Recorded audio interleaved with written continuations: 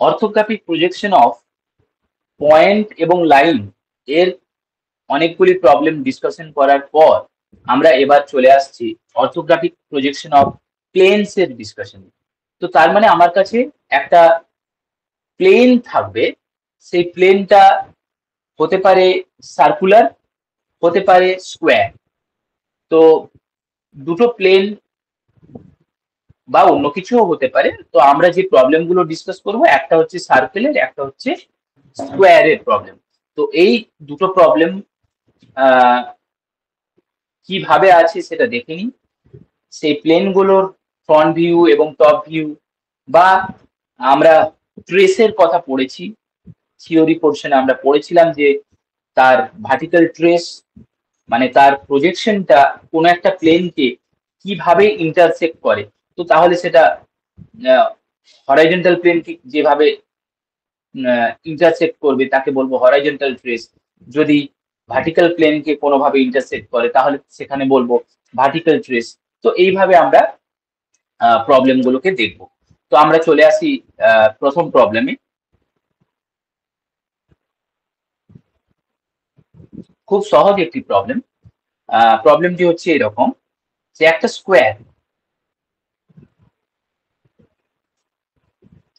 Square ABCD of 40 millimeter side has a corner on the HP. একটা condition কি বললো, একটা কর্নার HP তে আছে। তো তাহলে রেফারেন্স লাইনটা ড্র করেই যেটা আমি করতে পারছি যে একটা কর্নার HP তে আছে মানে ফ্রন্ট ভিউটা স্টার্ট হবে কিন্তু এখান থেকে। ফ্রন্ট ভিউটা আমার স্টার্ট হবে XY লাইনের ওপর থেকে। তাহলে XY লাইন ড্র করেছি, তার ওপরে একটা আমি B ড্যাশ পয়েন্ট ভেবে নিয়েছি, একটা পয়েন্ট দিয়ে স্টার্ট করলাম। আচ্ছা, এবার কি বলছে, and 20 millimeter in front of the VP। এই যে একটা স্কোয়ার প্লেন, একটা হাতে একটা যদি স্কোয়ার ভাবি, সেটা 20 millimetre in front of VP রয়েছে, রাইট? তো তাহলে এই ডিস্টেন্সটাও বলে দিয়েছে আমাকে, এটা হচ্ছে 20 মিলিমিটার, এই দিকটাও 20 মিলিমিটার। তাহলে একটা অ্যাটলিস্ট আমি লাইন হালকা শেডে, আমি AC পয়েন্টের লোকেশন জানি না এখন, কিন্তু একটা লাইন ড্র করে নিতে পারি যেটা কিনা XY থেকে 20 মিলিমিটার দূরে একটা XY এর প্যারালাল লাইন, রাইট? এখন লাইনটা ড্র করে। এবার কি বলছে, all sides are equally incline two HP। তাহলে স্কোয়ারটা এমন ভাবে রাখা আছে যে তার প্রত্যেকটা side equally incline two HP and parallel to VP। তাহলে ভিপির সাথে প্যারালাল আছে বলেই এর টপ ভিউতে একটা লাইন দেখতে পাচ্ছি, শুধুমাত্র একটা লাইন, কারণ জাস্ট এই এজ গুলো দেখতে পাবো। ঠিক আছে, টপ ভিউ থেকে এখান থেকে যদি দেখি তাহলে জাস্ট এই এজ গুলো আমি দেখতে পাবো, তার জন্যই একটা লাইন দেখতে পাচ্ছি, কারণ প্যারালাল টু VP আছে। আর ফ্রন্ট ভিউতে কি দেখতে পাচ্ছি, যে square sides of the square are equally incline two HP। তাহলে একটা স্কোয়ারের অ্যাঙ্গেল আমরা জানি 90 ডিগ্রি, তাহলে ইকুয়ালি ইনক্লাইন হতে গেলে এখানে 45 ডিগ্রি ইকুয়ালি ইনক্লাইন হতে হবে। এবার আর কি দিয়েছে এখানে, যে স্কোয়ারের এক একটা সাইডের লেন্থ হচ্ছে 40 মিলিমিটার। তাহলে এবার আমি আঁকতে শুরু করতে পারি। তাহলে এই D পয়েন্ট থেকে একটা 45 ডিগ্রি অ্যাঙ্গেলে একটা অনেক লম্বা লাইন ড্র করতে পারি, এইদিকেও একটা 45 ডিগ্রি অ্যাঙ্গেলে লম্বা লাইন ড্র করতে পারি। এবার আমাকে ডি ড্যাশ পয়েন্ট থেকে আমাকে 40 মিলিমিটার কেটে নিতে হবে, কারণ ফ্রন্ট ভিউতে আমি তার ট্রু লেন্থই দেখতে পাবো। তো তাহলে এটা 40 মিলিমিটার কেটে নিলাম। যেহেতু ডাইমেনশনটা দেওয়া আছে, আমাদের কনভেনশনটা কি, যেই ডাইমেনশন গুলো প্রবলেমেতে দেওয়া আছে সেগুলো অন্তত পক্ষে আমরা লেভেলিং করব। তাহলে এখানে 20টা লেভেলিং করব, একটা সুইটেবল জায়গাতে পরে 40 মিলিমিটারটা হয়তো বা এখানটায় 40 মিলিমিটারটা আমরা দেখাতে পারি। তো এখনো পর্যন্ত আমরা সি ড্যাশ পয়েন্টটা পেয়েছি।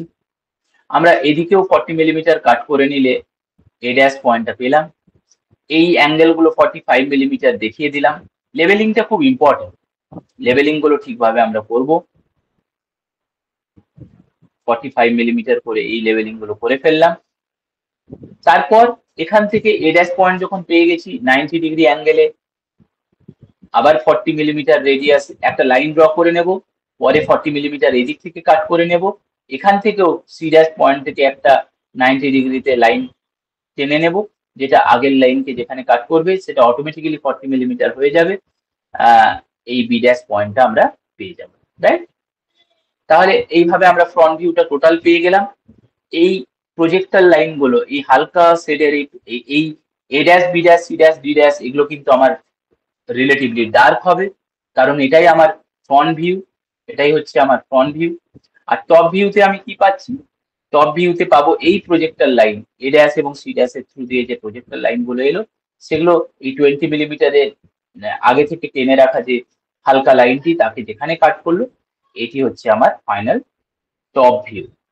এবার ন্যাচারালি এখানে আমি টপ ভিউতে বি ড্যাশ এই কর্নারটা দেখতে পাবো, কিন্তু ডি ড্যাশটা ঠিক তার তলাতেই আছে, তাই আমি আগেও বলেছি এখানে লেভেলিংটা করব এইভাবে, বি উইদিন ব্র্যাকেট ডি, আর এটা হচ্ছে এ, কারণ এ ড্যাশ কর্নারটাকে আমি দেখছি এখানে এ, আর এখানে সি ড্যাশ কর্নারের জন্য এটা হবে সি।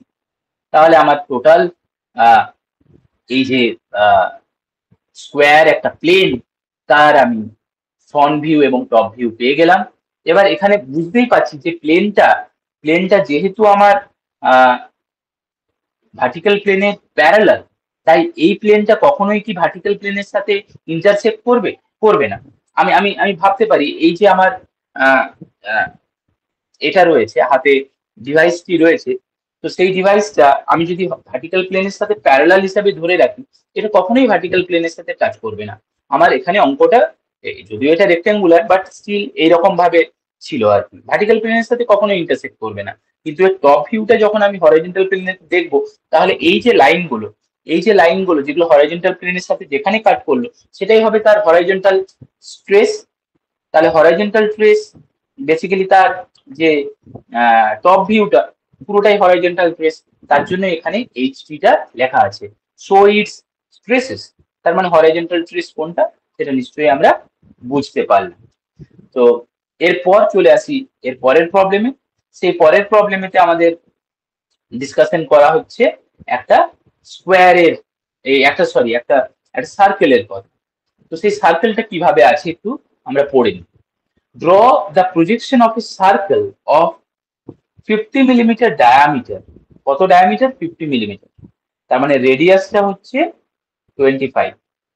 আচ্ছা, হ্যাভিং ইটস প্লেন ভার্টিক্যাল, মানে একটা সার্কেল আমার হাতে আগে যেমন স্কোয়ার ছিল, এখন একটা সার্কেল রয়েছে, প্লেনটা হচ্ছে vertical and inclined 30 degree to the VP. আগের অঙ্কেতে কিন্তু ভিপির সাথে প্যারালাল ছিল স্কোয়ারটা, এখন এই সার্কেলটা আমার ভিপির সাথে ইনক্লাইন রয়েছে 30 ডিগ্রি, রাইট? তাহলে এখন যদি আমি একটু ভাবতে চেষ্টা করি, তাহলে এর কিন্তু ফ্রন্ট ভিউটা, এই যে প্রবলেমটা, তার ফ্রন্ট ভিউটা কিন্তু আমার কোনোভাবেই একটা স্ট্রেট সার্কেল কিন্তু হবে না। একটু ভাবার চেষ্টা করি, যদিও হাতে একটা রেক্ট্যাঙ্গুলার স্লেট, বাট স্টিল এটা আমার আগের অঙ্কেতে কি ছিল? প্যারালাল টু ভিপি, এখন কিন্তু 30 ডিগ্রি ইনক্লাইন। ন্যাচারালি এটা যদি একটু সার্কেল হিসাবে ভাবতে চেষ্টা করি, যদি প্যারালাল টু ভিপি থাকতো তাহলে ফ্রন্ট ভিউতে একদম সার্কেল দেখতাম, কিন্তু যেহেতু এটা 30 ডিগ্রি ইনক্লাইন্ড আছে, তখন কিন্তু আর সার্কেল দেখবো না, তখন ইলিপস দেখবো, একটা ইলিপটিক্যাল ছবি হবে, রাইট? তো এখন একটা সার্কেল অন্তত পক্ষে সেটা আর থাকবে না, সেটা টিল্টেড হয়ে যাচ্ছে।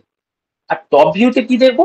টপ ভিউতে যদি এটা সার্কেল থাকতো তাহলে একটা লাইনই দেখতাম, কারণ আলটিমেটলি তার উপরের যে সেমি সার্কেলের যে উপরের কার্ভটা, সেই লেন্থের মধ্যে একটা লাইন দেখতাম।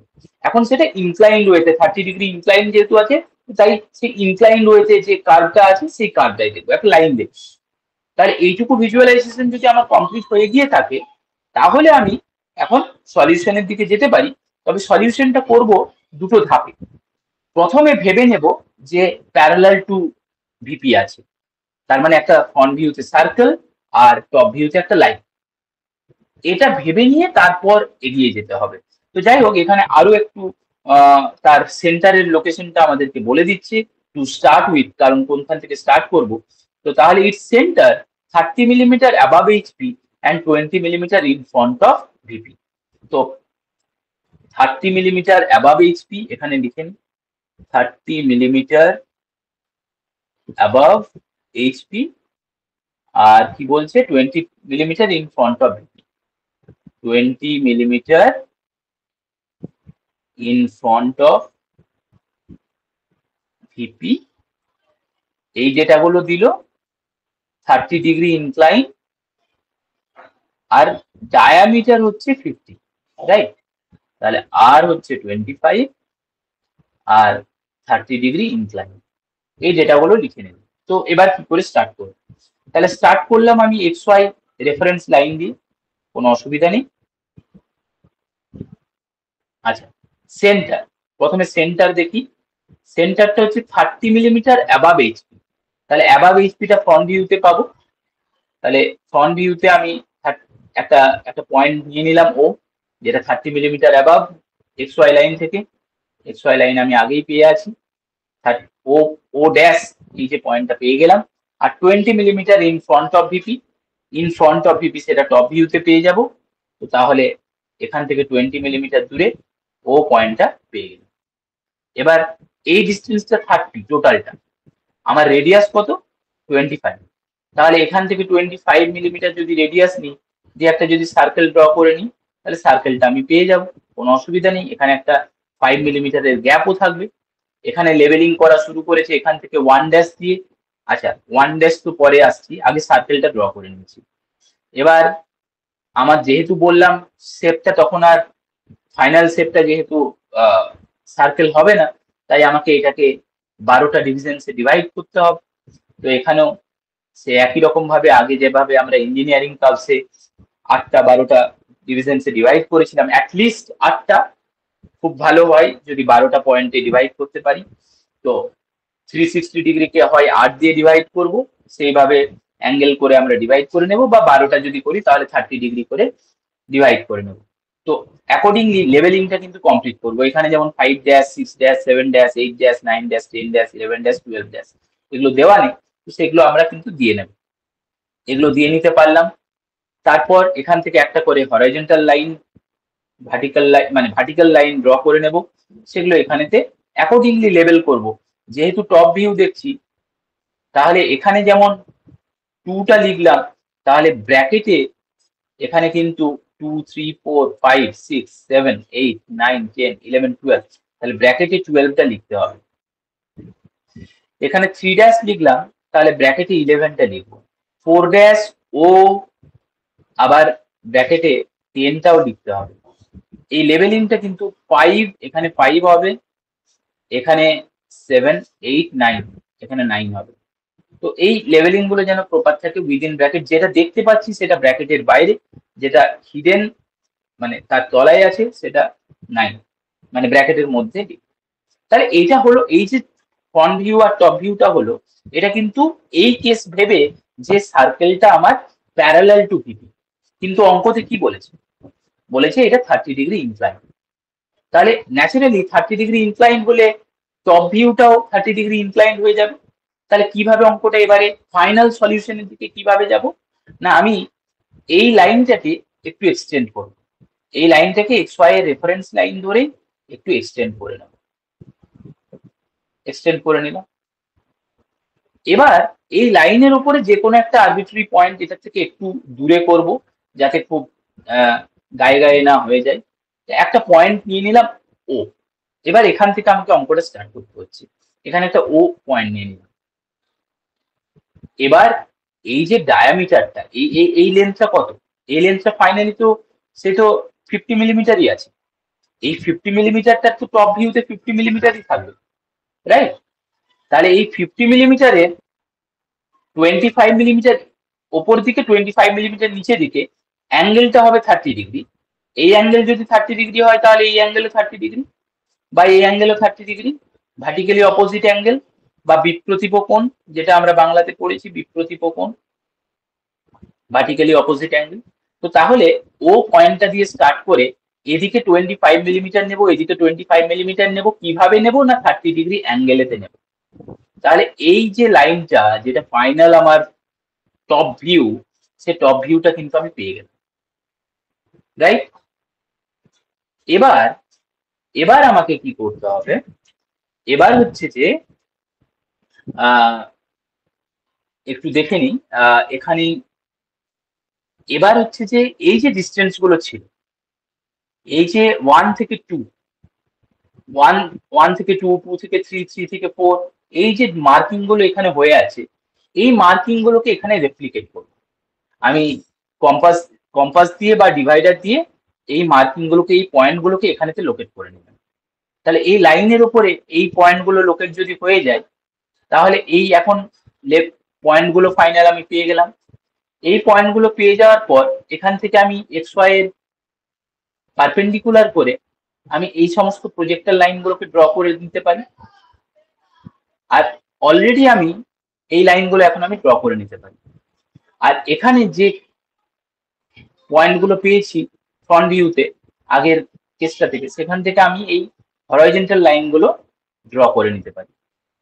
তাহলে কি হবে, বেসিক্যালি এই যে জায়গাটায় এখানটা একটা গ্রিড তৈরি হয়ে যাবে, এখানটা একটা গ্রিড তৈরি হয়ে যাবে।